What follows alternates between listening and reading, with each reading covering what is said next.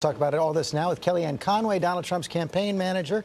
And I want to start out with national security because that's what you all are going to be talking about tonight. You guys have shown you are moving up in the polls over the last week. The Clinton super PAC is hitting back hard with this new ad. I'm really good at war. I love war in a certain way. Including with nukes. Yes, including with nukes. I know more about ISIS than the generals do, believe me. I love war, putting nuclear weapons on the table. The Clinton camp says that's irresponsible. Well, what's irresponsible, George, is cherry-picking little snippets of what he said and not giving the full context of a sentence, let alone a speech. This woman was Secretary of State for 4 years, and I think the reason she's struggling in the polls in part is because people aren't really fond of that record, and she will be held account for that record. She's actually been in control of many aspects of our national security and our troops and our defense. And I think that given all of her advantages, including her super PAC and her campaign having spent over $200 million, most of it in paid advertising, one wonders, why is she not at 50, 60% in the polls? Why isn't she at 60, 65% among women? Hillary Clinton has a Hillary Clinton But what does he problem. mean when he says, I love war? I'd have to see the entire snippet there, but obviously many commanders-in-chief have made the very difficult decision to go to war. You have Hillary Clinton as Secretary of State calling a Russia reset that didn't work. She was wrong on Libya. She's wrong on Syria. She certainly was wrong in Benghazi. And I think they'll both be held to account for that.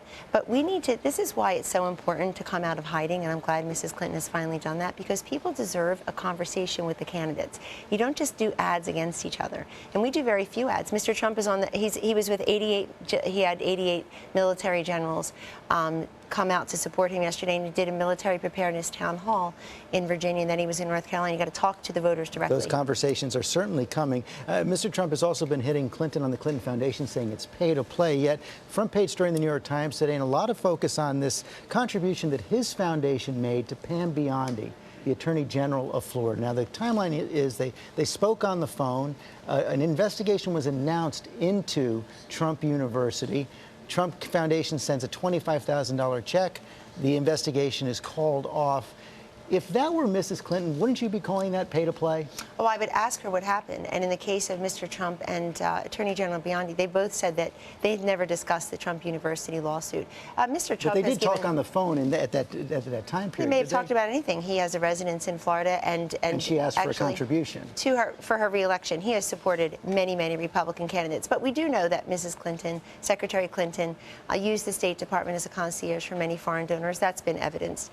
You had more than half of the meetings being taken by people who gave money, and I think there's actually no comparison between a man who gives consistently to Republican candidates in the re-election, George, and a woman who is Secretary of State, had her official staff that we pay for.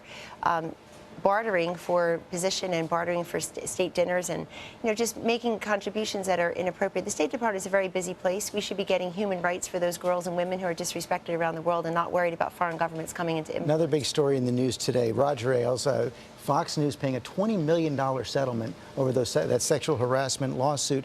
Lots of reporting that Mr. Ailes is advising Mr. Trump, meeting with him, going over debate prep, helping with attack lines. Is that appropriate in light of this settlement? So I'm at Trump Tower every day. I'm the campaign manager. I've never seen Mr. Ailes there. I saw him one time for lunch recently.